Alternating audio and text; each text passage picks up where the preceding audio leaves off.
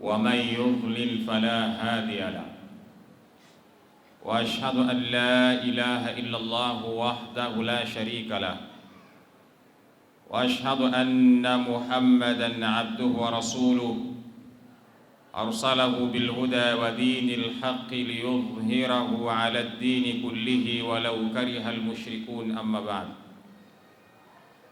يقول الله سبحانه وتعالى: يا أيها الناس اتقوا ربكم الذي خلقكم من نفس واحدة وخلق منها زوجها وبث منهما رجالا كثيرا ونساء واتقوا الله الذي تساءلون به والأرحام إن الله كان عليكم رقيبا.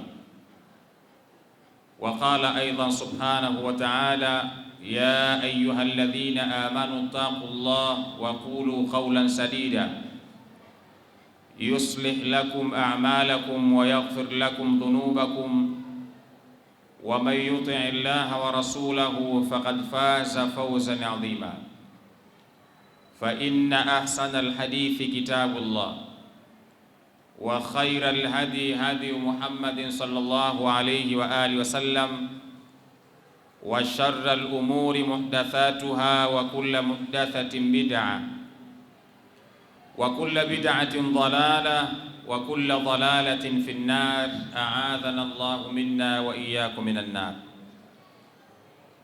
Ndugu zangu, baada ya kumshukuru Allah na kumtakia ziada za rahma kipenzi chetu na kipenzi cha Allah Bwana Mtume Muhammad sallallahu alayhi wa alihi wasallam, hatunabudi kumshukuru Allah subhanahu wa ta'ala kwa fadhila zake na rehma zake. Ametuwezesha tumeweza kukutana tena katika majlisi yetu kama ilivyokuwa ada, na leo tukiwa na mada inayozungumzia jamii inahitaji msaada.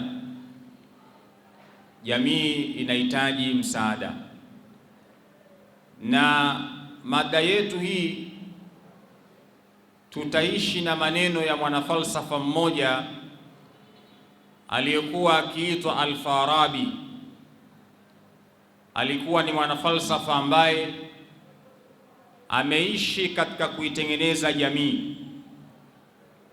Yapo maneno aliwahi kusema: Al-madinatul fadila hiya allati yataawanu ahluha ala naili saada.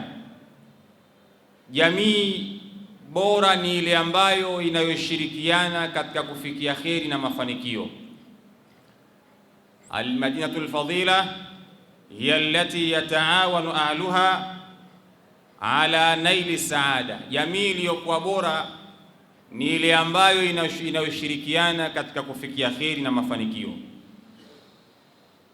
Tumeamua kuizungumza mada hii leo kwamba jamii inahitaji msaada kutokana na yale ambayo yanayoendelea katika jamii yetu kila siku, na jamii bila ya kusaidiwa, maana yake tunaweza tukatengeneza jamii iliyokuwa mbovu au jamii iliyokuwa mbaya. Kwa hiyo jamii inahitaji msaada wa kifikra, jamii inahitaji msaada wa kimalezi, jamii inahitaji msaada wa kielimu ili iweze kuwa jamii iliyokuwa bora. Na lau kama jamii kiachwa lisitokee kundi miongoni mwetu likawa lipo tayari kuisaidia jamii katika engo hizo, kielimu, kuisaidia jamii katika engo ya misaada mbalimbali, kuna uwezekano jamii yetu ikawa ni jamii ambayo ina mmomonyoko wa maadili. Moja ya jukumu la viongozi wa dini ni kuhakikisha jamii inabaki katika usalama wake kama alivyoiacha Bwana Mtume Muhammad. Ni jukumu la viongozi wa dini kuhakikisha jamii inabakia kuwa salama. Na lau kama viongozi wa dini wataacha jukumu la kuhakikisha jamii inabakia kuwa salama, basi kunakuwa hakuna maana ya kuwepo kwa viongozi wa dini. Ndio maana leo tukasema tuongee na jamii kwamba jamii inahitaji msaada, na jamii iliyokuwa bora ni ile ambayo inayoshirikiana katika kufikia kheri na mafanikio. Ikiwa kuna mafanikio unayo, basi tamani na jamii pia iweze kufikia katika matamanio yale. Ikiwa kuna kheri unayo, basi tamani jamii nayo iweze kupata kheri ile ambayo uliokuwa nayo wewe, na huu ndio Uislamu. Katika moja hadithi ya Bwana Mtume Muhammad sallallahu alayhi wa alihi wasallama, Mtume anasema ahibba linnasi ma tuhibbu linafsi, wapendelee watu kile ambacho unachokipenda wewe katika nafsi yako. Ahibba linnasi ma tuhibbu linafsi, wapendelee watu kile ambacho unachokipenda wewe katika nafsi yako. Ikiwa unapenda familia yako ionekane familia iliyoendelea, familia iliyostaarabika, basi pendelea na jamii ya watu wengine vile vile iwe ni jamii iliyostaarabika, jamii iliyoendelea.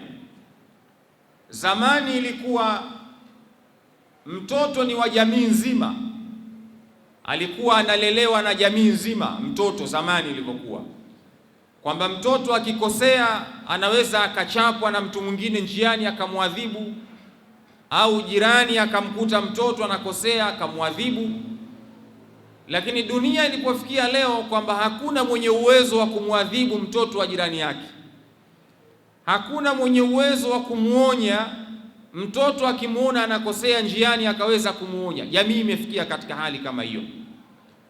Kwa hiyo jamii inahitaji msaada, kusaidiwa kifikra, namna gani tunaweza kujenga jamii iliyokuwa bora. Tusitosheke kubakia tuna familia zetu, kubakia na wanetu, tukatamani wanetu ndio wawe na kheri peke yake, wake zetu wawe ndio na kheri peke yake, bali watoto wa wengine wasiwe na kheri. Hapana. Furaha ya kweli, kufanikiwa kwa kweli katika jamii ni pale ambapo jamii itashirikiana kuhakikisha jamii nzima inakuwa na kheri. Jamii nzima inaweza kufanikiwa kama ilivyokuwa katika zama zilizopita, kwamba wazee walikuwa wanashirikiana kwenye kuitengeneza jamii. Ndugu zangu, mwanadamu ni kiumbe aliyeumbwa kuishi kijamii. Al-insanu madaniyu bitabi'i, binadamu ni kiumbe aliyeumbwa kuishi kijamii. Wala taqumu al-imran illa bil asabiyya, yani maana yake ni kwamba jamii haisimami bila kuwepo na mshikamano. Wala taqumu al-imran illa bil asabiyya, haiwezekani jamii ikafanikiwa, lazima kuwepo na mshikamano katika jamii. Yani watu wakiwa wanaona kuna uovu, washirikiane waweze kuuondoa ule uovu. Watu wakiona kwamba kuna kheri, washirikiane katika kuweza kuieneza ile kheri. Ndio maana mwanafalsafa huyu Ibn Khaldun akasema al-insanu madaniyu bitabi'i, mwanadamu ni kiumbe aliyeumbwa kuishi kijamii. Wala taqumu al-imran illa bil asabiyya, haiwezekani jamii kuweza kuendelea, lazima kuwepo na mshikamano ndani yake. Kwa hiyo lazima ziwepo darsa za kuweza kuzungumzia maisha ya kijamii tuliyokuwa nayo. Lazima ziwepo darsa za kuweza kuzungumzia mitihani ambayo jamii inakutana nayo. Leo kwenye jamii kuna mitihani mbalimbali. Wiki iliyopita tulizungumza mtihani wa ushoga. Jamii inakumbana na mtihani wa ushoga, tulizungumza hilo katika wiki iliyopita. Tunaona namna gani jamii yetu hivi sasa inaonekana ni jambo la kawaida kitu kinaitwa ushoga.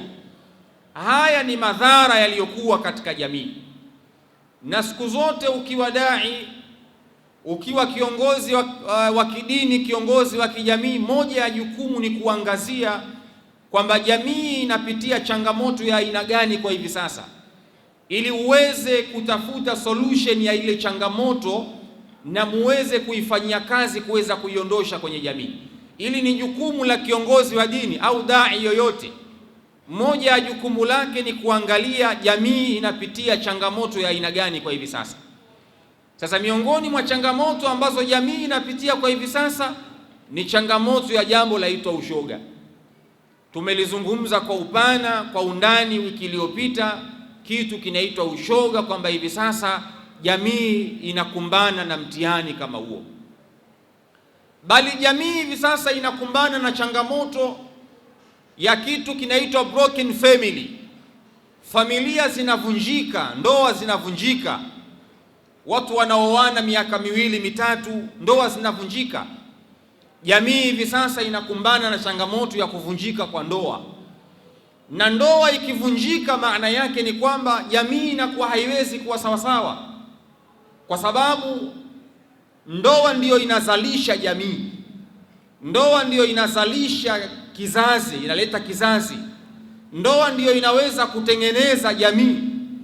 Tafsiri yake ni kwamba ndoa zikivunjika, maana yake ni kwamba na jamii nayo pia inaingia katika maharibiko makubwa. Sasa katika miongoni mwa kitu ambacho jamii hivi sasa inakumbana nacho ni kuvunjika kwa ndoa. Kila mmoja aliyekuwa hapa ni shahidi kwamba hivi sasa tuna changamoto ya jamii kuvunjika kwa ndoa,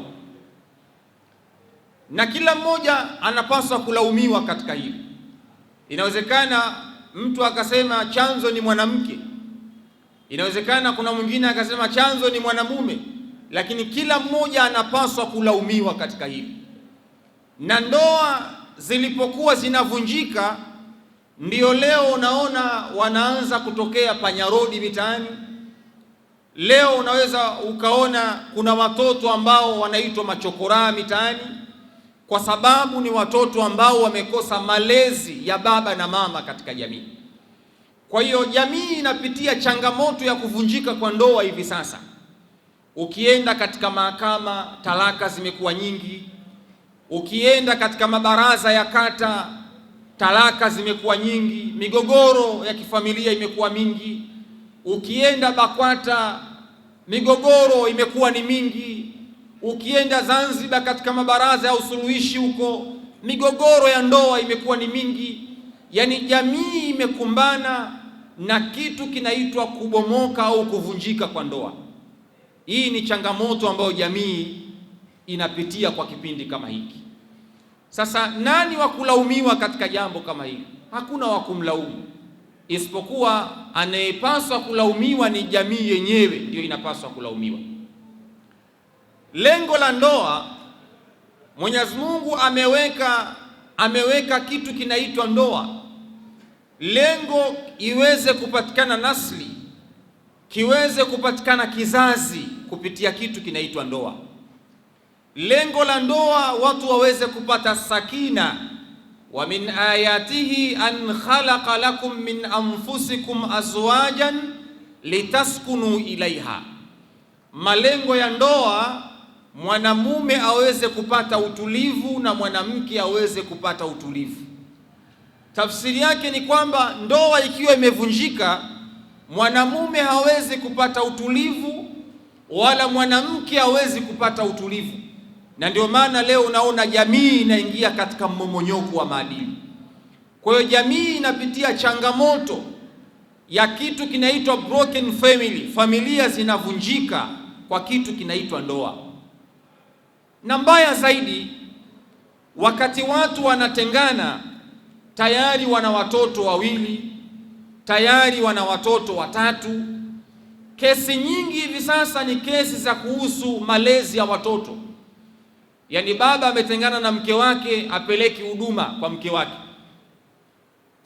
Hiyo hali jamii inapitia hivi sasa. Mtu ametengana na mke wake, amezaa naye watoto wawili watatu, baba apeleki huduma za watoto. Jamii inakumbana na changamoto kama hiyo. Mwisho wa siku mwanamke anachokifanya, anaamua kwenda kutafuta mwanamume mwingine, au anaamua kwenda kutafuta njia itakayomfanya aweze kupata kipato kwa ajili ya kuweza kuwalea wale watoto. Na ndio mwisho wa siku unaona watoto wanalelewa katika maadili yaliyokuwa mabovu. Au inawezekana baba akachukua wale watoto akawa anakwenda kuishi nao, lakini mwisho wa siku baba anakuwa hana muda wa kukaa na wale watoto. Mwisho wa siku watoto wanakosa malezi ya uangalizi wa wazazi. Tunazalisha panyarodi, tunazalisha mashoga katika jamii, tunazalisha wezi katika jamii. Ni kwa sababu ya kukosekana kitu kinaitwa ndoa, ni kwa sababu ya kuvunjika kwa kitu kinaitwa ndoa. Kwa hiyo jamii inahitaji msaada sana kwenye eneo hilo kwa hivi sasa. Jamii inahitaji msaada kwenye eneo hilo kwa hivi sasa, kwamba namna gani ndoa katika jamii zinaweza kudumu. Na lau kama jamii itaachwa baada ya miaka 20 au 30 mbele, tutegemee kwamba katika jamii yetu hivi sasa kutakuwa hakuna kitu kinaitwa ndoa. Bila ya kuchukua hatua za makusudi, tutegemee ya kwamba baada ya miaka 20 mbele katika jamii yetu hivi sasa kutakuwa hakuna kitu kinaitwa ndoa.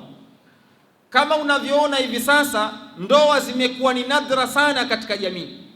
Yaani waoaji wamekuwa ni wachache, tofauti na wale ambao wasiotaka kuoa. Wasiotaka kuoa wamekuwa ni wengi zaidi kuliko wanaotaka kuoa. Kila mmoja anaogopa kuingia katika ndoa. Ndoa imekuwa kama vile tanuri la moto hivi sasa. Wanawake wanaotaka ndoa hivi sasa wanaingia kwa mipango yao fulani fulani. Kuna mwanamke anaingia katika ndoa, lengo lake anataka mali.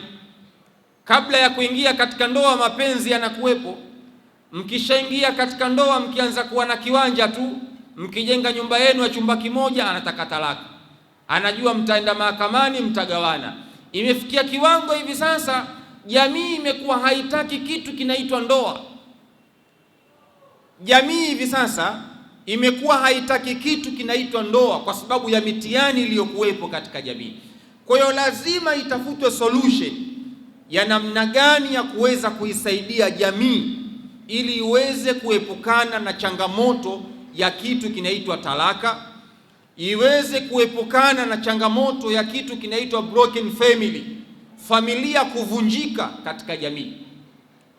Ndugu zangu, kwa hali ilivyo hivi sasa katika jamii, mambo yanavyokwenda, ukitazama kwa makini, unaweza usione athari ya changamoto zinazotokea katika jamii katika wakati kama huu. Lakini baada ya miaka 10 ama 20 mbele, unaweza kuja kuona athari ya changamoto hizi ambazo leo zinatokea katika jamii.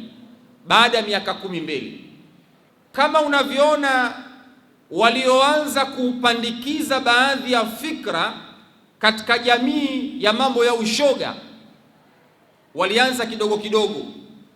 Walianza kwenye radio, walianza kwenye television, walikwenda kwenye magazeti, leo yapo kwenye mitandao. Leo katika jamii inaonekana ni jambo la kawaida. Hii ni outcome au ni matokeo ambayo watu waliinvest miaka kadhaa nyuma iliyopita. Na changamoto tunazoziona leo katika jamii, athari yake hatuwezi kuiona leo, tunaweza kuja kuiona baada ya miaka 20 mbele. Kuvunjika kwa familia leo, kukithiri kwa talaka leo katika ndoa, athari yake huwezi kuiona leo. Athari yake unaweza kuja kuiona baada ya miaka 20 mbele, kwa sababu tayari jamii inakuwa ishaharibika. Watoto wanakuwa tayari washaharibika kwa sababu wamekosa malezi ya pande mbili. Wamekosa malezi ya baba, wamekosa malezi ya mama. Athari yake inakuja kupatikana baada ya miaka 20 mbele. Ndugu zangu, kulipokosekana kitu kinaitwa ndoa katika jamii, kulipokosekana kitu kinaitwa ndoa katika jamii, athari yake leo katika jamii, wamepatikana watu wanatengeneza uhusiano mpaka na wanyama. Kulipokosekana kitu kinaitwa ndoa katika jamii, athari yake leo watu wanatengeneza mahusiano mpaka na wanyama. Waswahili wanasema ukistaajabu ya Musa utayaona ya Firauni. Zamani tulikuwa tunashuhudia, tunaona wazungu, mtu akiwa ana mahusiano na mbwa, akiwa ana mahusiano na ng'ombe, akiwa ana mahusiano na farasi wake, akiwa ana mahusiano na mnyama. Tulikuwa tunaona hivyo katika movie, tulikuwa tunaona hivyo. jambo lile lilikuwa linaonekana kama vile ni jambo la kawaida, lakini leo tunavyozungumza Tanzania tabia hiyo imezuka. Yani imekuwa mtu anaweza kutengeneza mahusiano na mnyama, mtu anaweza kutengeneza mahusiano na mnyama, yani mwanamke akawa na mahusiano ya kimapenzi na mbwa wake. Tanzania leo tumefikia katika level hiyo. Mwanamume anaweza kuwa na mahusiano ya kimapenzi na mbwa. Tanzania tumefikia katika level hiyo. Inawezekana wewe usiyaone hayo, lakini hali ilipofikia leo, jamii ilipofikia leo, kwa kukosekana kitu kinaitwa ndoa, watu wanaweka mahusiano na mbwa.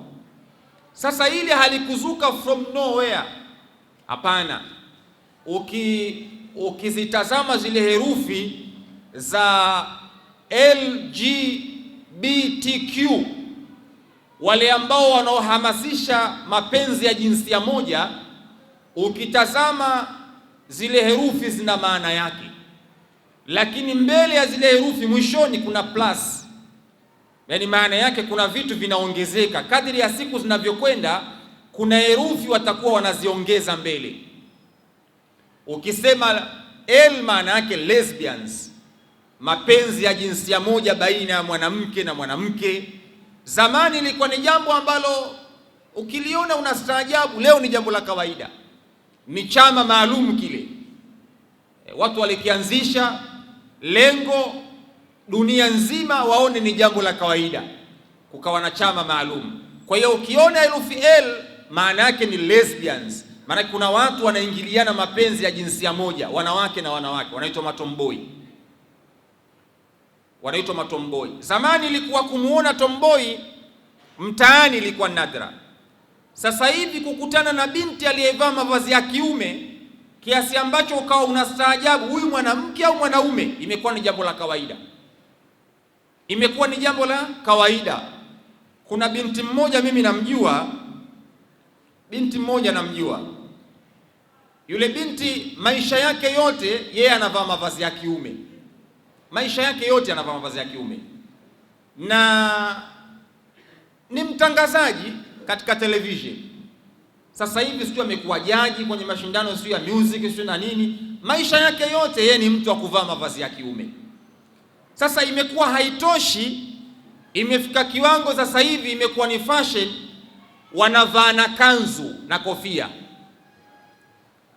Kanzu imezoeleka, wanavaa Waislamu, wanaweza akavaa hata mtu ambaye sio dini nyingine, au tumezoea wanavaa maustadhi, wanavaa mashekhe. Lakini leo imekuwa wanawake na wenyewe wanavaa kanzu, wanachukua na vilemba wanafunga. Yani kanzu limekuwa ni vazi la kike sasa hivi. Kwa wale ambao wanaofuatilia jambo hilo watakuwa wanaliona. Sasa ukifuatilia unaweza ukaona kama ni jambo la kawaida, kumbe ile ni project maalum. Ile ni project maalum. Wale lesbians, moja ya nembo yao ni wao kujifananisha na wanaume. Mavazi wanayovaa wanajifananisha na wanaume. Sasa ule ni mpango maalum. Ukienda kuna herufi nyingine, kuna G, gays. Kuna watu pale ambao wanaingiliwa kinyume na maumbile. Ni herufi imewekwa, ni chama maalum kimewekwa kile, kwamba bwana hawa ni magays wanaingiliwa kinyume na maumbile. Ni mpango maalum. Zamani ilikuwa ni jambo ambalo nadra kuliona, lakini leo ni jambo la kawaida. Ndugu zangu, jamii inahitaji msaada. Ndio maana tukasema katika mada yetu ya leo tunazungumzia ya kwamba jamii inahitaji msaada. Haya yasiposemwa, haya yasipoelezwa, baada ya miaka 20 mbele jamii itakuwa imeoza, haifai. Ikiwa leo utamuona binti yako anavaa nguo za kiume ukaona ndiyo maendeleo, au anachukua kanzu anavaa na kilemba anajifananisha na maustadhi, mashekhi au na wanaume, ukaona ni jambo la kawaida, baada ya miaka 20 mbele, tegemea kwenye jamii tumezalisha lesbians, wasichana ambao wanaingiliana wao kwa wao, wengi sana katika jamii.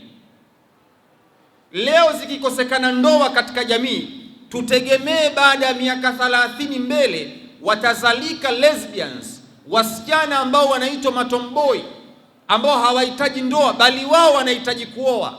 Yani mwanamke naye anahitaji kuoa baada ya miaka 30 mbele. Jamii ikiachwa bila kuelezwa, bila ya kutibiwa ule ugonjwa uliokuwa katika jamii. Sasa leo katika jamii imefika kiwango mtu ana mahusiano na mnyama, ana mahusiano na mnyama. Juzi nilikuwa natazama katika mtandao, nilikuwa na peruzi, ghafla nikakutana na taarifa ya binti mmoja amefiwa na mbwa wake anaitwa Manunu. Yule mbwa aitwa Manunu, yule mbwa kafiwa na mbwa wake aitwa Manunu. Sasa sio tatizo kwamba mimi na mbwa wangu nikafiwa na yule mbwa wangu, sio tatizo. Mbwa amefariki, sio tatizo. Lakini tatizo linakuja ni kwamba yale mahusiano na yule mbwa imefikia kiwango yamewekwa matanga nyumbani, msiba, kwamba kuna msiba, nimefiwa na mbwa wangu, na kwenye ule msiba imewekwa picha kubwa na kitabu cha maombolezo, kwamba watu wanakuja wanaandika pale majina yao na rambirambi wanatoa, kitabu cha maombolezo. Aliyekufa ni nani? Ni mbwa aitwa Manunu. Inna lillahi wa inna ilaihi rajiun. Bali imefika kiwango watu wanakuja kwenye msiba vilio, yani mtu yuko mtaa wa tatu anaanza kuangusha kilio, anakuja kwenye msiba wa Manunu, anakuja kwenye msiba wa mbwa. Dunia imefikia kwenye kiwango hiko, jamii imefikia kwenye levo hiyo, kwamba mtu ana mbwa wake kafiwa, anaweka msiba, anaweka matanga, na anaweka tarehe maalum ya kumzika yule mbwa, na daftari maalum la rambirambi, na watu wanakuja wanatoa pesa, na wengine wanalia machozi aliyekufa mbwa. Jamii imefikia katika levo kama hiyo. Jamii hii ikiachwa, jamii hii isipoelezwa, jamii hii isipoambiwa ubaya na madhara ya haya, ili jambo litaonekana la kawaida. Ili jambo la kuwa na mahusiano na mbwa litaonekana leo mnaona ni kawaida mtu kuwa na mahusiano na mbwa, lakini baada ya miaka 30 mbele tutakuja kushuhudia ndoa. Leo tunashuhudia msiba wa mbwa na watu wanakwenda kuomboleza na watu wanalala matanga, mbwa kafa. Baada ya miaka 30 mbele tutakuja kushuhudia harusi ya mbwa, tutakuja kushuhudia mbwa anayekiwa sherehe kajifungua, tutakuja kushuhudia katika nchi hii. Haya yasipoelezwa, madhara na ubaya. Na hii inatokana na watu kukosa misingi ya dini. Hii inatokana na watu kukosa misingi ya dini ya kumjua Allah subhanahu wa ta'ala. Bali inakosekana kitu, malezi. Yakikosekana malezi yaliyokuwa mazuri, mwisho wa siku ndio wanakuja kuzalikana watu kama hawa ambao wanakuja kuleta mambo ya ajabu katika jamii. Kitu ambacho zamani hakikuwepo, kitu ambacho zamani ilikuwa haiwezekani, akatokea mtu akaonekana ana mahusiano na mbwa. Ilikuwa haiwezekani katika maisha yetu ya Kitanzania. Sio culture yetu, sio utamaduni wetu, bali ni watu wameamua kutuletea utamaduni huo. Leo limeonekana ni jambo la kawaida. Jamii imefikia katika kiwango kama hiko. Sasa haya yasiposemwa, ndiyo unarudi katika yale maneno ya mwanawachuoni Farabi aliposema ya kwamba haiwezi kuwa kheri ikiwa jamii watakuwa wanaona kuna kheri mahala fulani, kisha ile kheri watakuwa hawaienezi kwa jamii ya watu wenzao, au kuna shari kisha wakawa hawapo tayari kuiondosha ile shari kwenye jamii. Itakuwa hakuna maana ya kuwepo na jamii.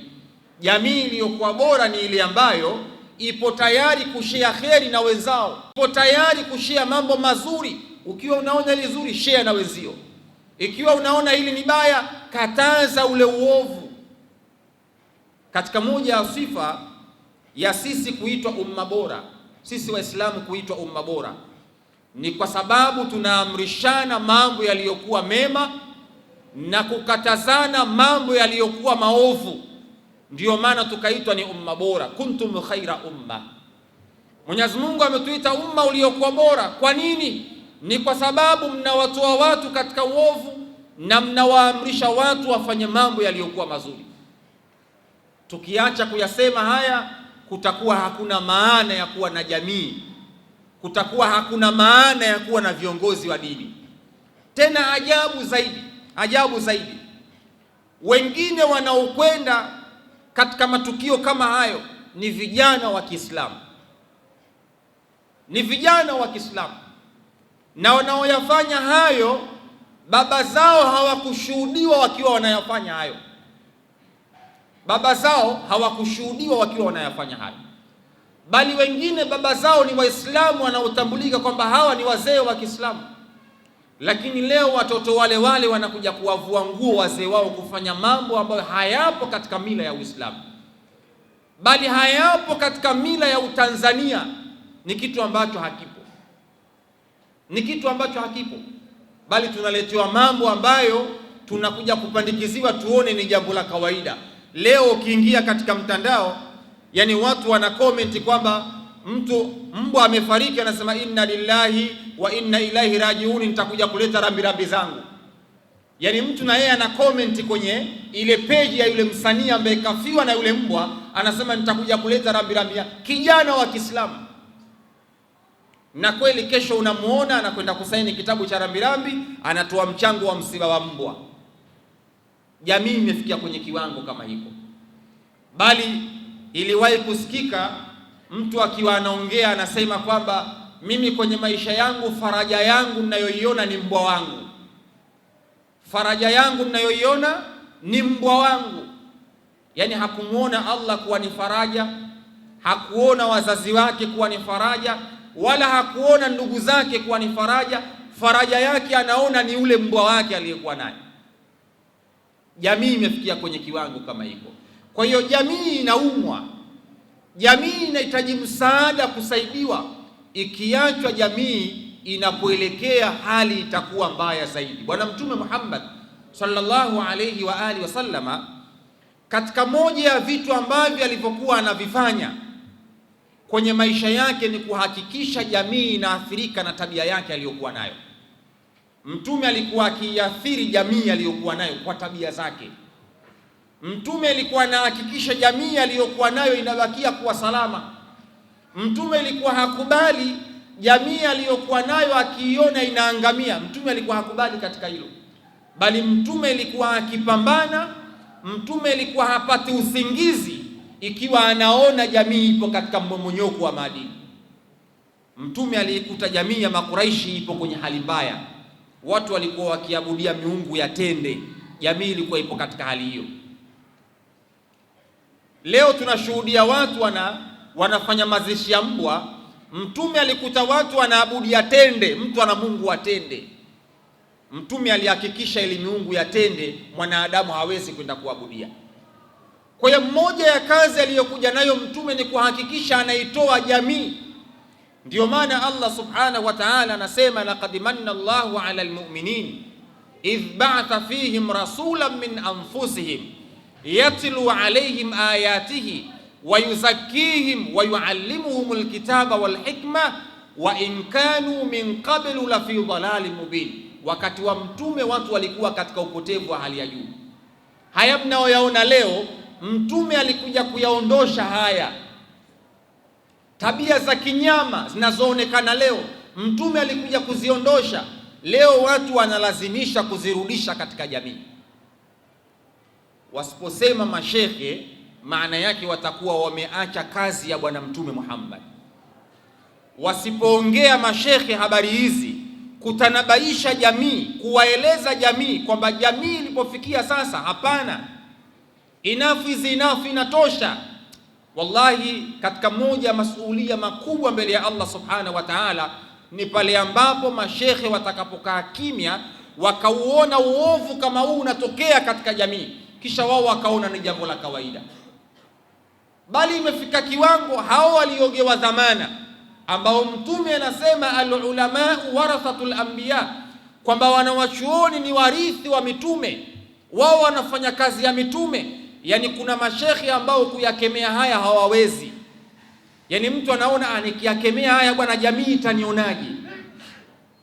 Nikiyakemea haya watansema vibaya, nikiyakemea haya watanikomenti vibaya.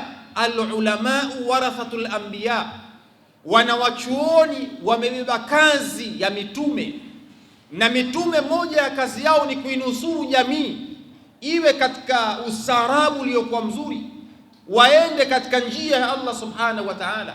Kwa hiyo mashekhe wasipoyasema haya, masulia yao yanakuwa makubwa mbele ya Allah subhanahu wa ta'ala.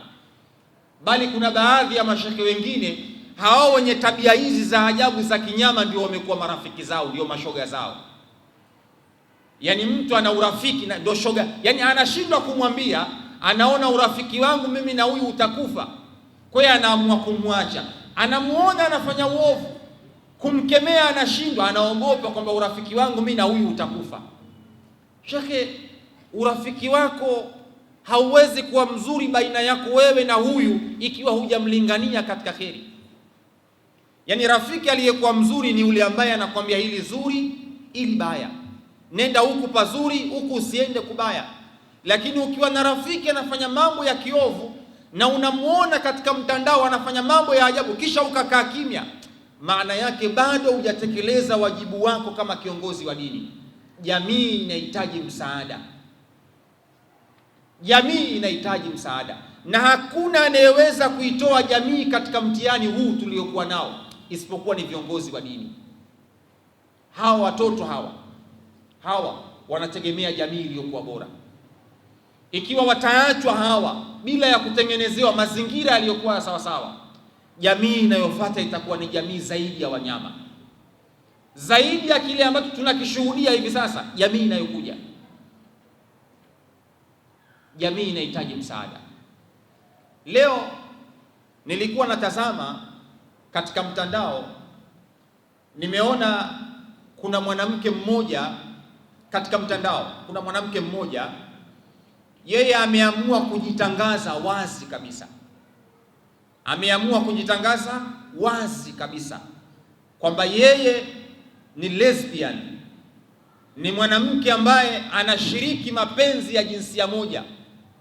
Ameamua kujitangaza wazi kabisa, yeye ni lesbian, anashiriki mapenzi ya jinsia, amejitangaza wazi kabisa. Jamii imefikia kwenye kiwango kama hiko, jamii imefikia katika hali kama hiyo, wazi kabisa yupo katika mtandao kwamba bwana, mimi ni lesbian, mapenzi ya jinsia moja ndiyo kitu ninachoshiriki. Yuko wazi, na wala hakuna mtu anayesema, na wala hakuna anayekemea. Watu waona ni jambo la kawaida. Ndugu zangu, tunaweza kuwalingania watu juu ya jambo la pepo, lakini bila kuambia watu wanapokosea, tutakuwa tujaisaidia jamii. Lazima jamii iambiwe wapi wanakosea, wapi wanapatia. Tuwaeleze kwamba hili la sawa, hili sio sawa. Tuwaambie Mwenyezi Mungu ile analikemea, Mwenyezi Mungu ile halitaki. Sasa haya yasiposemwa, ndio maana mnaona leo jamii kila kitu inaona ni jambo la kawaida. Ni jambo la kawaida kila jambo, hata hili la mbwa hili kuwa kaandaliwa mazishi, leo jamii yaonekana ni jambo la kawaida. Yaani ukiingia huko kwenye mitandao wanaona ni jambo la kawaida, wala sio sala, wanaona ni jambo la kawaida. Sasa itakuja kufikia kipindi kila mmoja atakuwa na mbwa wake, ataweka matanga, kisha tutakuwa tunaitwa kwenye msiba tukazike kama tunavuzika wanadamu. Tunataka kuaminishwa kuwa huu ndio utamaduni wetu. Tunataka kuaminishwa kwamba huu ndio ustaarabu wa kibinadamu, which is not true, kitu ambacho sio sawa sawa. Na tunayaongea haya kwa ukali kwa sababu tunaona tunapoelekea siko. Kila nikitazama jamii vile inapoelekea, wallahi tupo katika mtihani uliokuwa mzito, mfano wake hakuna. Kila nikitazama tabia zilizokuwa mtaani ni mbaya, mfano wake hakuna. Kila nikitazama ndoa muhali, mtihani, kesi zimekuwa nyingi. Mimi hata kuniingilia kinyume na maumbile, mara hivi mara, yani ndoa zimekuwa na mushkil. Kila kona jamii imekuwa na mtihani. Hakuna dhambi unayoijua wewe ambayo Uislamu umekataza katika jamii, dhambi hiyo hivi sasa haipo. Hakuna dhambi unayoijua wewe mbaya Uislamu umekataza, dhambi hiyo katika jamii haipo. Kila dhambi unayojua wewe ipo mtaani. Kila dhambi unayojua wewe ipo mtaani, imezagaa na inaonekana ni jambo la kawaida. Hakuna anayekemea, hakuna anayesema. Wanaopata platform za kusimama na kusema, wakisimama kwenye membari, kazi yao kuwapaka watu mafuta, kuwasifia. Unajua fulani bwana, unajua jamii inaharibika shekhi, jamii inavurugika shekhi. Kwa nini usiseme shekhi? Yaani imefika mahala hivi sasa jamii nyoyo zimekufa, wanahitaji mawaidha magumu, sio mawaidha mepesi tena. La hasha wakalla, jamii nyoyo zimekufa, wanahitaji mawaidha magumu, wanahitaji waambiwe kinaga ubaga, ili ndilo ili silo. Yaani ule muda wa kuwalingania watu kwa hekima katika jamii hivi sasa umekwisha. Yaani imefikia mahala hivi sasa ukiongea jambo kwa hekima, watu kwa hekima wanakuona wewe sio ufai katika jamii, wanakuona wewe sio kiongozi wa dini, wanakuona wewe ufai. Yaani kama vile kumpigia mbuzi gitaa. Jamii inahitaji iambiwe kinaga ubaga kwamba hili ndilo, hili silo. Na inawezekana wakati fulani ikawa kuna jambo ni gumu kulisema, ukawa unaogopa, lakini ifike mahala lile jambo lisemwe. Inawezekana kuna jambo ukawa unaona ni gumu kulisema, unaogopa, lakini ifike mahala lisemwe. Wiki iliyopita wakati naongea habari za ushoga, kuna watu wakanipigia simu wakanambia, shekhe wewe uogopi? Akawa ananiambia kwamba unajua ushoga ni mtandao mkubwa sana shekhe, wataanza kukuandama hao mashoga hao, wataanza kukuandama, wengine ni viongozi. Watu wakawa wananipigia simu. Sasa imefika mahala mashekhe wanaogopa kusema jambo ambalo ni baya kwenye jamii kwa kuogopa kwamba na wao watakuja kuradiwa na wale wanaofanya ile dhambi. Imefikia kiwango hiko. Kwa hiyo kuna baadhi ya dhambi mashekhe hawatakiwi kusema, kuzisemea, wakae kimya, wasiangalie kama zilivyo, kwa sababu wakizisema zile dhambi kuna watu watawaundia magenge ya kuaradi. Mtu anakupigia simu, shehe wewe uogopi bwana, achana hilo jambo bwana. Tena fika mahala mtu anakuonya, shekhe hilo jambo achana nalo. Ushoga shekhe. Mtu anaweka msiba wa mbwa shekhe. Yaani hili nalo mashekhe wakaekima wasiseme kwamba ukisema watu watakuradi. Hapana. Moja ya majukumu ya mashekhe ni kuhakikisha jamii inabakia kwa sawa. Lazima tuyazungumze haya kwa kinywa kipana, kwa sababu ujio wa Bwana Mtume Muhammad ulikuja kumtoa mwanadamu katika upotevu.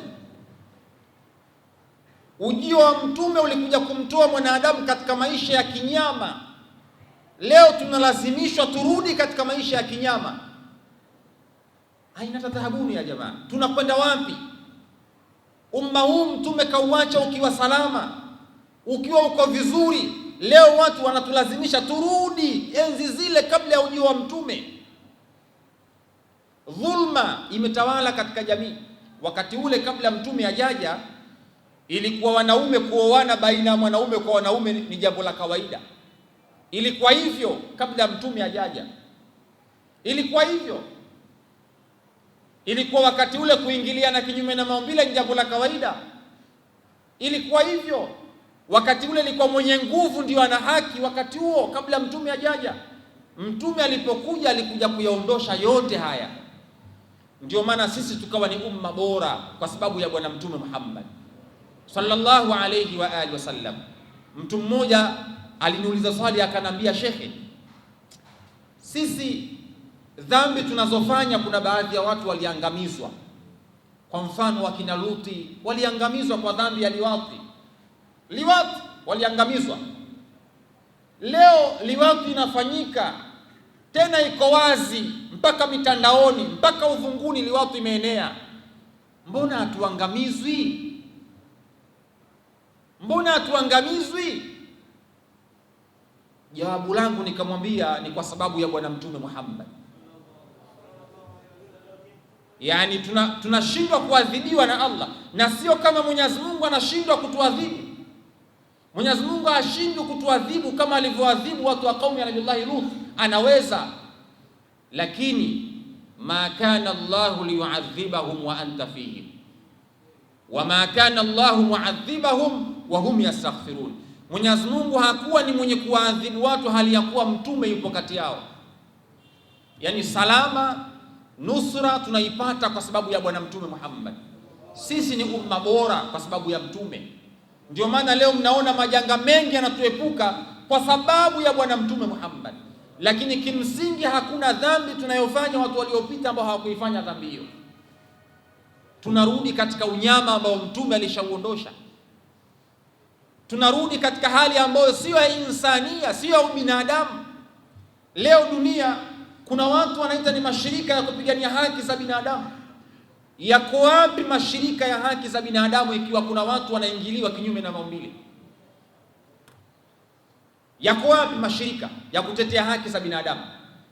Ni ubinadamu gani wa kumuingilia mwanaume mwenzio? Ni ubinadamu gani kutengeneza mahusiano baina yako wewe na mbwa? Haki ya kibinadamu iko wapi? Yani mtu kashindwa kuweka mahusiano na binadamu mwenzie, anatengeneza mahusiano na mnyama kwamba yule ndio mpenzi wake. Wale wanaotetea haki za binadamu wako wapi? Mbona hatuwaone aina wakitetea?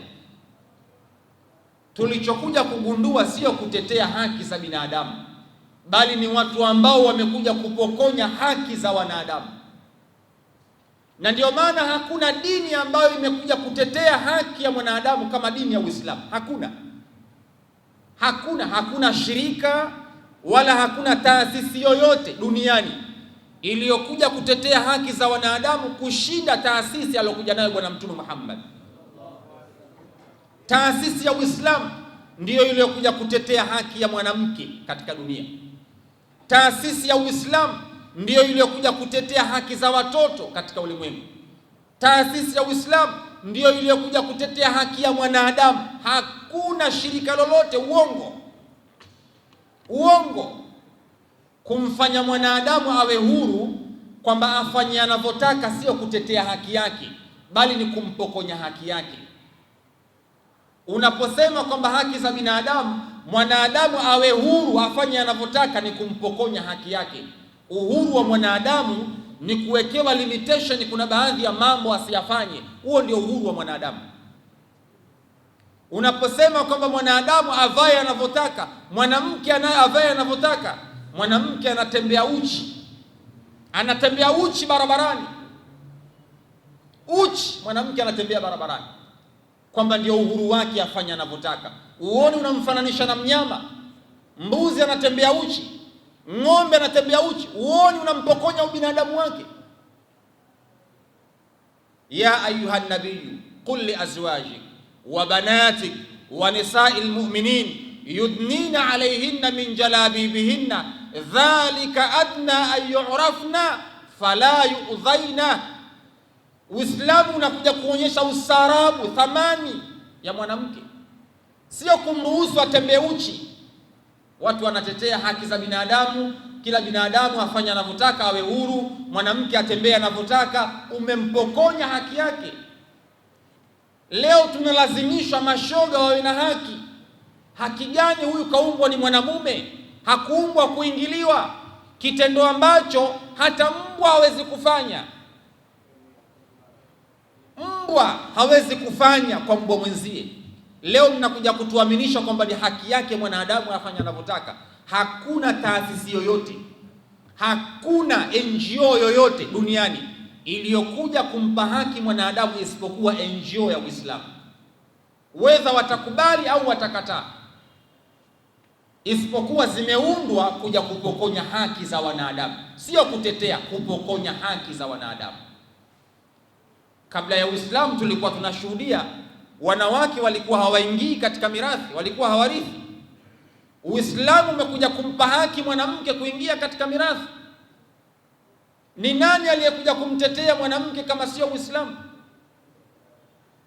Leo katika mitandao watu wanakaa uchi, inaonekana ndio uhuru katika mitandao. Mtu anapiga picha akiwa tupu, mtu anarekodi video akiwa tupu, anachukua anaweka kwenye mitandao, inaonekana ni uhuru wake. Subhanallah. Ndugu zangu, jamii inahitaji msaada. Jamii inahitaji kusaidiwa kutolewa katika fikra hizi ambazo wanapandikiziwa na watu. Hii ni project maalum watu wanaipandikiza kwenye fikra za watu. Leo unaona ni jambo la kawaida kwa binti kutembea uchi. Zamani ilikuwa haiwezekani binti akatoka amevaa kimini mtaani, ilikuwa haiwezekani. Miaka ya 90, 80 kuja chini tu hapa, ilikuwa haiwezekani binti akitoka na suruali mtaani, mtaa mzima watamshangaa, huyu ni mtoto wa nani? Ni mtoto wa nani huyu? Mtaa mzima utamshangaa. Leo tumepandikiziwa fikra, mtu anatembea na kimini hapa, hakuna mwanadamu aliyekuwa anajali tena. Tunaonyeshwa kuwa ni maisha ya kawaida, tunaaminishwa hivyo. Tunapokonywa zile haki za wanadamu, tunaletewa mambo ambayo sio ya ubinadamu. Jamii inahitaji msaada, na hasa kusaidiwa kwenye upande wa kifikra. Wa magharibi, vita wanayopigana hivi sasa wanaita ni vita vya kifikra, battle of mind, vita vya kifikra. Yani wanakutengenezea fikra ya aina fulani ili wakuharibu wewe na kizazi kinachokuja. Sasa hivi hawatumii nguvu kubwa. Nguvu sasa hivi wanayotumia ni kwenye fikra zako. Kuna kitu wanakizoesha kwenye fikra yako, mpaka unaona ni kawaida, unazoea kukiona kile kitu. Zamani ilikuwa kuona paja la mwanamke unashtuka, unasisimka. Leo imekuwa ni jambo la kawaida. Na ukiona wala ustuki tena. Yani maisha hayo yamekuwa ni ya kawaida, yamekuwa ni maisha ya kawaida. Zamani ilikuwa kuwaona wanawake wanajiuza, ilikuwa ni issue. Tumeaminishwa. Leo imekuwa ni jambo la kawaida, mpaka kwenye mtandao watu wameweka website maalum, watu wanajiuza. Jamii inahitaji msaada, jamii lazima isaidiwe, na isaidiwe hasa kwenye upande wa kifikra, kwamba namna gani wa magharibi wanajaribu kutupandikizia fikra za ajabu kwenye vichwa vyetu. Leo shule hizi unaweza ukamchukua mwanao ukampeleka kwenye shule ambazo sio za Islamic, za seminari Islamic, ukampeleka kule akienda anakwenda kukutana na watoto ambao malezi yake alipotoka kule nyumbani kwake, mtoto kashaharibika tayari. Anakuja mtoto shuleni boarding, anakuja kukaa tayari kashakuwa tomboy. Anakuja kukaa mtoto shuleni tayari kipa kashatoka golini, kashaharibika nyumbani, kashaharibiwa. Yani mzazi asipokuwa makini, hata kule ambapo anampeleka mwanawe kwenda kusoma, anaweza akajikuta anampeleka mahala ambapo mwanae anakwenda kuharibika. Yani lazima ifikie mahala jamii isaidiwe kwenye kila eneo, kwamba mwanangu wapi nampeleka kwenda kuchukua elimu, mwanangu anakwenda kukaa na nani. Unaweza ukaona ni jambo la kawaida mtoto wako kukaa na kila mtu, lakini ni rahisi sana mtoto kuadapti tabia za yule anayekaa naye kila siku. Rahisi sana hilo kwa mtoto, ni jambo jepesi sana kwa mtoto hilo. Kuadapti tabia ya mtu anayekaa naye ni jambo jepesi sana. Leo ukimchukua mwanao akaenda akakaa na pengine mtoto mwenzie ambaye ana tabia za ushoga, billahi alaikum, baada ya miaka miwili mwanao kubadilika kuwa shoga ni 80%. Uwezekano huo upo. Na watoto wanaharibika kuanzia majumbani, huku wanapotoka, huku wanatokea huku. Kuna wazazi wanawalinda watoto, yani mwanae wanaitwa ni yes fathers wanaitwa. Yani mtoto kila anachokitaka anapata kwa baba yake. Yani mtoto analelewa kiudele kiasi ambacho ukimgusa kama mayai. Jamii lazima isaidiwe. Kuna mahala tumeteleza, tunarudije huko? Lazima tusaidiane kubadilishana fikra. Haya yasiposemwa, ndugu zangu Waislamu, mmomonyoko wa maadili ni mkubwa hivi sasa. Mimi natamani membari zote za Ijumaa, natamani mashehe wote hivi sasa kila mmoja akafanya research, akafanya study maalum kugundua jamii na changamoto gani, kisha atakuja kugundua ili asimame kwenye membari aweze kuwapa ujumbe jamii wanayostahili. Kwa sababu hivi sasa kuna watu wanakuja kupanda kwenye membari hawajui jamii wana changamoto gani. Mtu anakuja kusimama kwenye membari pale, jamani zaka, toeni zaka. Brother, kuna mashoga mtaani huko wamejaa. Vijana sasa hivi hawafanyi kazi yao ni kubeti, wamejaa mtaani huko. Wewe kazi yako, mimi mcha Mungu bwana, mimi stoki na kaa msikitini. Unawaamrisha watu kutoa zaka, watu hawafanyi kazi. Jamii imeharibika. Brother, kuna watu hawataki ndoa tena, vijana hawataki kuoa. Mtu anatoka hapa anaenda kitambaa cheupe, anaenda wavuvi, anaenda kununua mwanamke, anamalizana naye, anataki kuoa. Wewe umekaa zaka, sadaka, watu hawaoi kule. Yaani sasa hivi mtu kumpata mwanamke ni jambo jepesi. Zamani brother, mimi nakumbuka shangazi yangu alinisimulia, ananambia alikutana na mume wake, yani shangazi yangu mimi alikuwa na mume wake. Alikutana na mume wake, ilikuwa siku moja katika sikukuu ya Idi. Siku moja katika sikukuu ya Idi walikutana. Baada ya kukutana, yule bwana akampenda shangazi yangu. Baada ya kumpenda, ilichukua miaka 15. Miaka 15 yule bwana ndio kuja kumpata shangazi yangu kumuoa. Miaka 15. Leo kumpata mwanamke ni jambo la sekunde. Jambo la sekunde. Tena mbaya zaidi, kumpata mwanamke katika zama za leo wala utumii gharama. Wanawake wamekuwa rahisi kumnunua mwanamke sasa hivi 2000 tu unapata mwanamke. Sizungumzi mamilioni, malaki, la hasha wakalla. Jamii yetu hivi sasa leo kumpata mwanamke 2000. Yaani ukienda Tandale kuna mtaa unaitwa mtaa wa Kaitaba. Ukienda huko mwanamke 2000. Mtu anaweza akajua, shekhe kajuaje? Mbona ujiulize shetani nimemjuaje niko na shetani? Yaani haya mambo lazima watu wafanye research, wagundue jamii inakumbana na changamoto gani. Tunapambana sadaka, zaka, huku kuna mmomonyoko wa maadili. Watu wanaharibika. Mtu ana mapenzi na mbwa, ndo mpenzi wake mbwa kafiwa, analia, anaweka matanga. Nyie mmekazana sadaka. Jamii huku inaharibika. Tutokeni, twendeni field. Unajua kuna baadhi ya wakati walitablighi wale watu wanawasema, lakini mimi nawakubali sana wale. Wale wanatoka wanakwenda field, wanakwenda mtaani. Wanakutana na watu, wanazungumza nao, wanajua wale watu wana changamoto gani. Sasa huwezi kuwatoa watu kwenye changamoto yao bila ya kujua wana changamoto gani. Lazima mashekhe wakubali kwenda field. Kaa nao watu, utawajua wana tabia gani.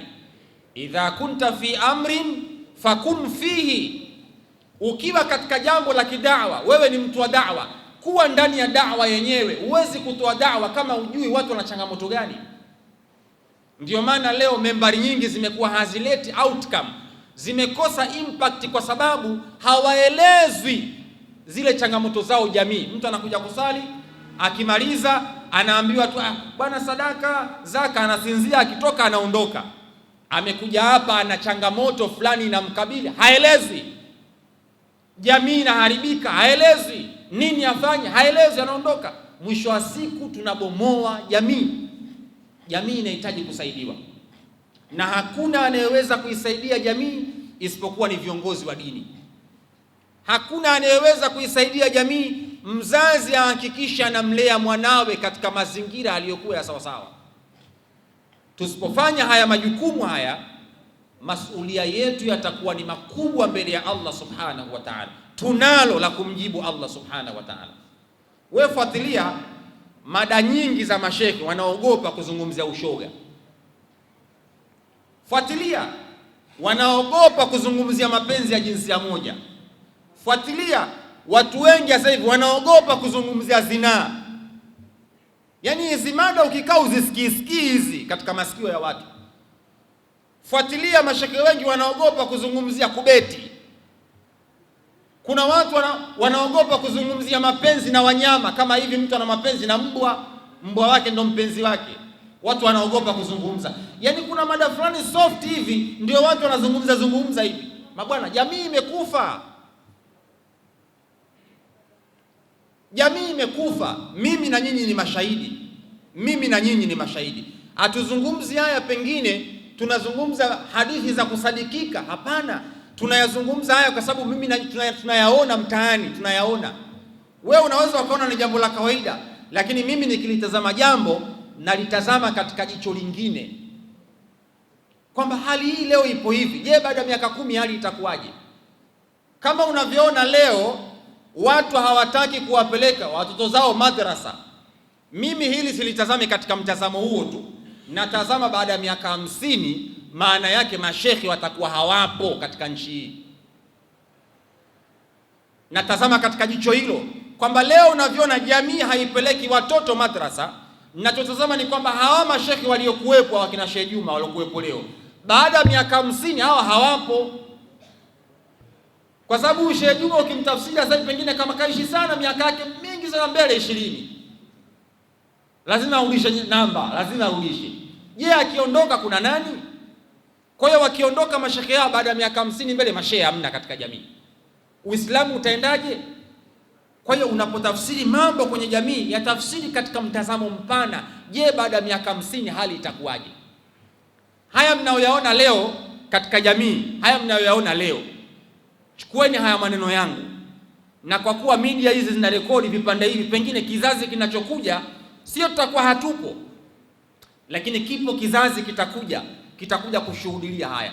Leo mnaona wanawake wanajiuza mitaani, itafika mahala watu watakuwa wanafanya mapenzi hadharani, watu watakuwa wanafanya, na mtu mwingine atakuwa anapita huyo, wala hakuna anayejali, hakuna. Leo mnashuhudia watu wanavaa vinjunga, wanawake mapaja yako wazi. Zama zinazokuja watakuwa wanavaa bikini na chupi mtaani, na wala hakuna mtu ambaye atakuwa anajali.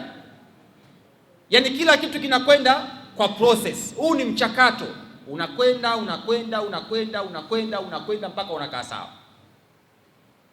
Jamii inahitaji msaada, lazima tuisaidie jamii kwenye kila nyanja. Hatuwezi kuiacha. Al-insanu madaniyu bitabi'i, tumeumbwa tuishi kijamii. Huwezi kwenda kuishi mbinguni, huwezi kwenda kuishi ardhini, tunaishi kwenye jamii hii. Kwa hiyo lazima tukubali kuisaidia jamii. Hali ni mbaya Waislamu, hali ni mbaya. Mimi na mtoto wangu mdogo wa miaka mitatu,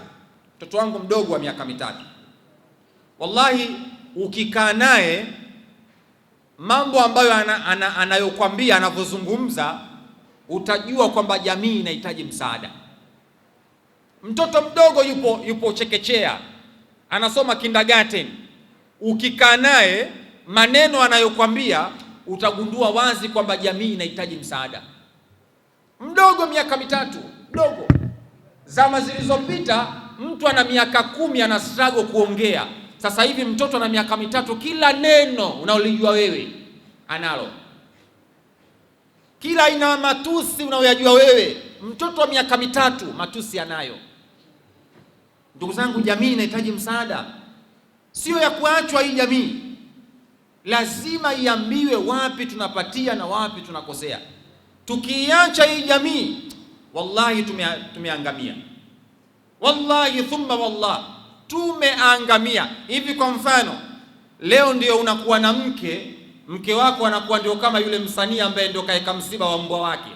Yaani yule ndio anakuwa mke wako. Hivi unadhani wewe mwanao atakuwa kwenye hali gani?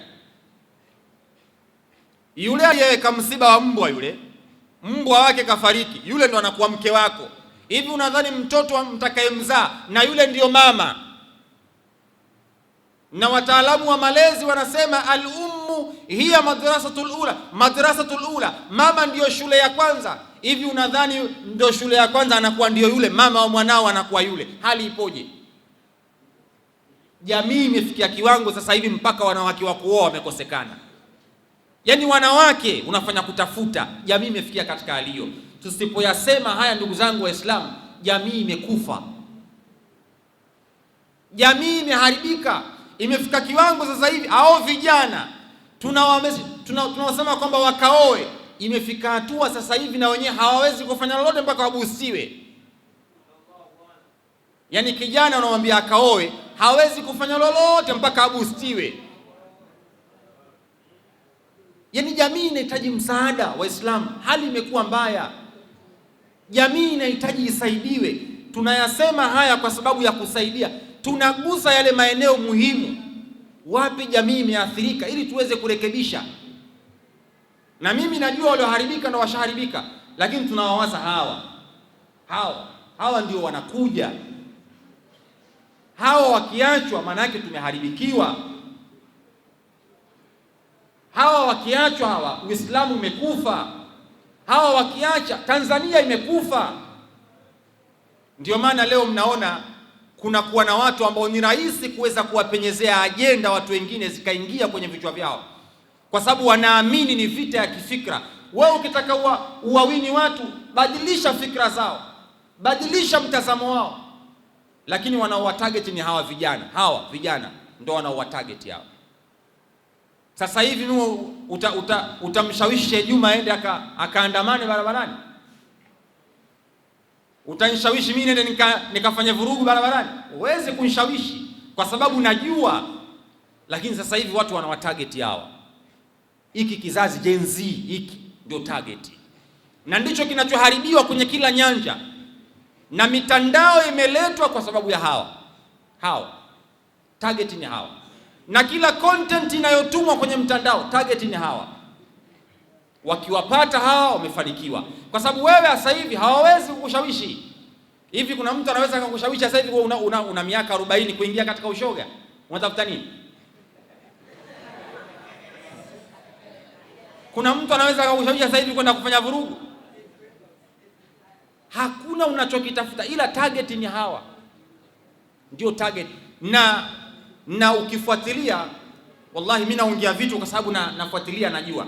Ukifuatilia, ukiingia kwenye TikTok, wallahi leo nilikuwa natazama wakati naandaa nafanya lesson plan ya darasa hii ya leo, nilikuwa naangalia kwenye TikTok, wallahi nilikuwa na scroll mpaka mwili ulikuwa unatetemeka. Watoto wadogo wa miaka 8, miaka 10, 12 wapo katika ushoga. Yani wallahi mpaka nikawa nawaza, ya Rabbi, mwanangu mtoto wa kiume ule itakuwaje?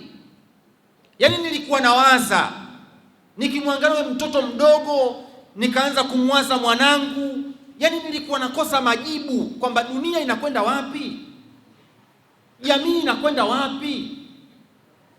Ndio maana nawaambia tuisaidieni jamii. Jamii ni hawa ndio jamii.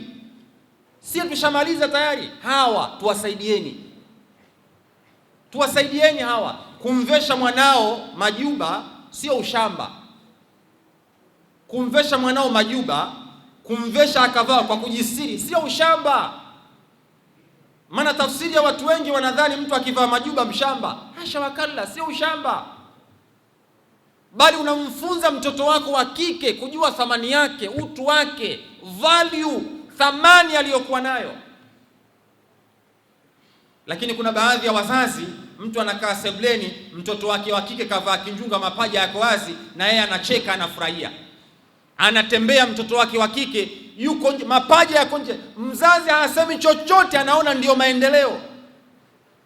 Na siku hizi kwenye shule hizi ambazo sio za Kiislamu, ukienda kwenye graduation kuna kuwa na ngoma za asili zinawekwa, watoto wa kike wanapita mbele, wanakatika viuno, wazazi wanapiga makofi, wanashangilia. Mwanao wa kike anakatika mbele za watu,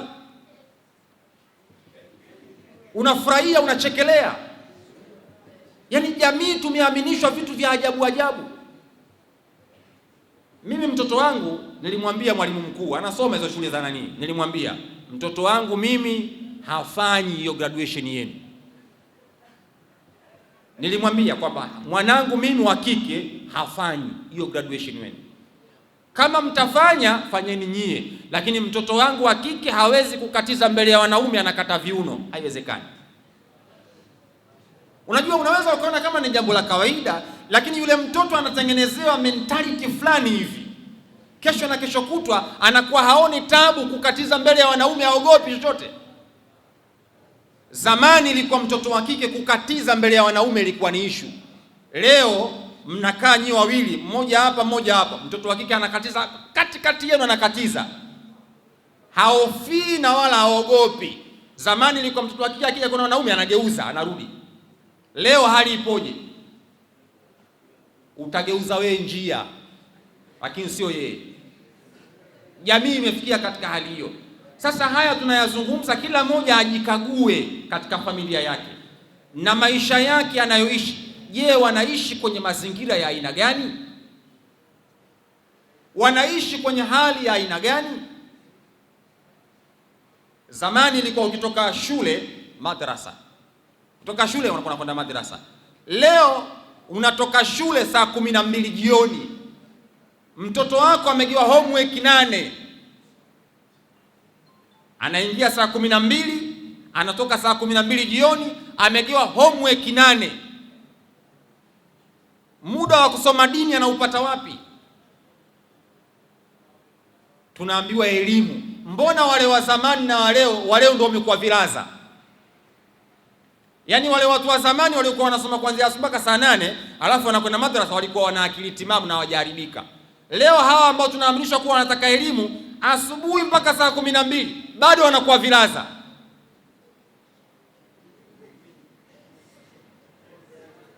Wao ukitaka kulijua hilo, nitoe mfano, nimnyanyue mtu mmoja tu hapa, nimtajie tebo ya 10 tu hapa, alafu uone tebo ya 10 tu uone. Zamani ilikuwa mtu anaweza kuhifadhi tebo, lakini sasa hivi vichwa vimekufa. Hiyo ndio hali ilivyo. Kwa hiyo watu wanaaminishwa, watu wanalishwa, wanatengenezewa mentality. Watoto hawasomi dini. Unakuwa mwanangu atakawe engineer, mwanangu atakawe lawyer. So after kuwa lawyer, nini kinafuatia? Mwanao kashakuwa lawyer, sawa. Nini kinafuatia? Mwanao kashakuwa muhasibu, ndo hao wahasibu wezi kwenye serikali. Mtu anaajiriwa, anapelekwa serikalini, mwizi, anaiba, anafanya ufisadi katika, kwa sababu amekosa dini, amekosa malezi, amekosa maadili. Yaani kama una mtoto wako, hakikisha brother anasoma dini, hata kama ikiwa ni lisali moja, hakikisha anasoma dini. Yaani kuna mfumo fulani tumeletewa, watoto wetu wakose muda wa kusoma dini, wakose kabisa kabisa, wakose huo muda. Shuleni ukienda kule, kuna kipindi cha ujanja cha kipindi cha dini, dakika 45 kimewekwa kwa wiki mara moja, cha ujanja. Alafu mwalimu wa dini anakuwa mmoja, madarasa yako 6, anafundishaje dakika 45? Yaani kimewekwa kiujanja.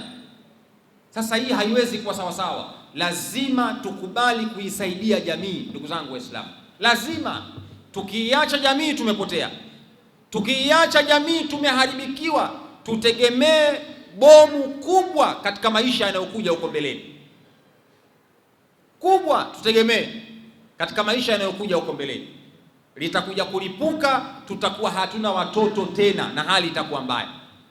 Leo unavyoona kuna janga la watoto kutokuwahudumia wazee wao. Yaani mtoto amhudumii baba yake, amhudumii mama yake. Kizazi kinachokuja bila kuwafundisha dini, ndo hali itakuwa mbaya zaidi.